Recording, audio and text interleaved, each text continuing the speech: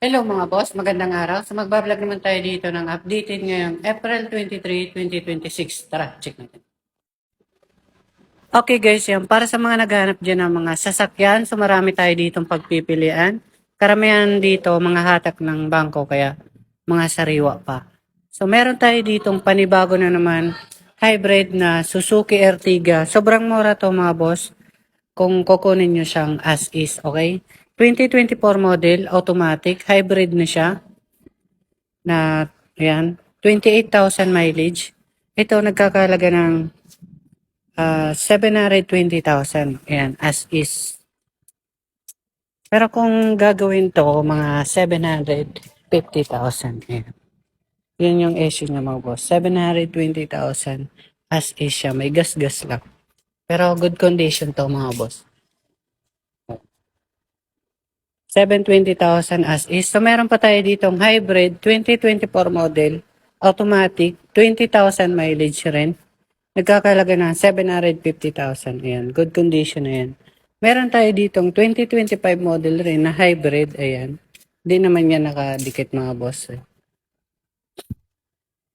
25,000 mileage. Nagkakalaga to ng nasa 820,000. Meron tayo dito mga boss na Toyota Race 2024 model. Ayan, 2024 model mga boss. Turbo, top of the line na siya.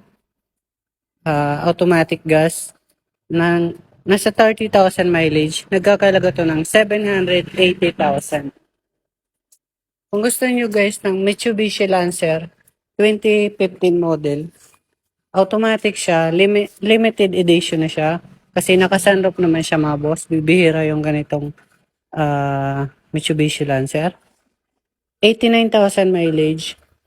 Ito nagkakahalaga dati ng 460,000. Ngayon, sobrang binaba na sa halagang 400,000 na lang. Ito, not available. Ito, hindi nakasali. So, meron tayo ditong Subaru mga boss. 2014 model automatic. 63,000 mileage. Pearl white. Fresh pa naman to mga boss. Ayan, wala naman siyang damage o gas-gas. Naka-sunroof na rin siya mga bossing. Nagkakahalaga ng 580,000. Kung gusto nyong L300 mga boss, 2025 model, 18,000 mileage, nagkakalaga ng 660,000.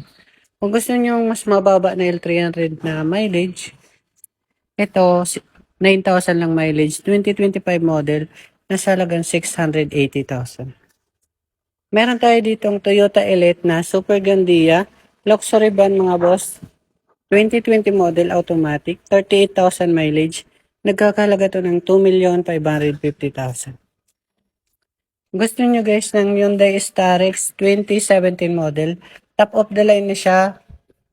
Ayan, 89,000 mileage mga boss, dalawa yung sunroof. Nagkakalaga to ng 820,000.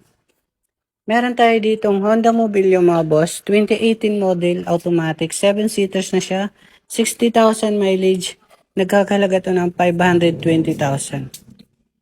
Meron naman tayo ditong Toyota Avanza mga boss, 2019 model, manual transmission, 5-seaters, maluwag yung sa likuran niya, pwedeng gawin 7-seaters kasi napakaluwag.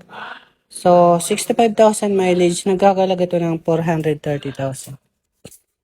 Meron tayo ditong Mitsubishi Pajero mga boss, 1999 siya pero good condition naman siya, makinis yung body, wala naman tong history ng bangga or baha.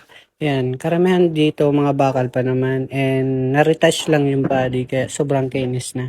Ayan, makakapal yung gulong. So, okay na to, goods na siya. Nasa halagang 585,000.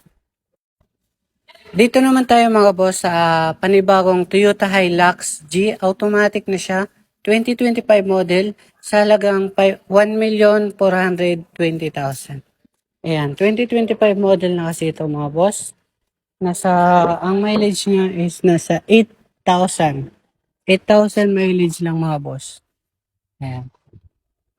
8,000 mileage. So dito tayo sa Estrada sa mga naghahanap dyan ng pang friendly budget na pick-up 2015 model manual transmission 4x2.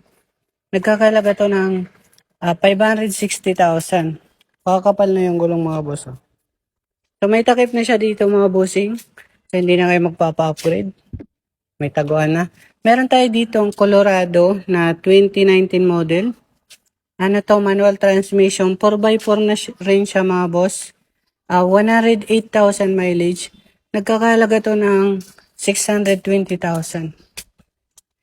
Sa mga naghahanap dyan ng Tamaraw mga boss, 2025 model, manual transmission, 12,000 mileage, nagkakalaga to ng 880,000 na lang ngayon.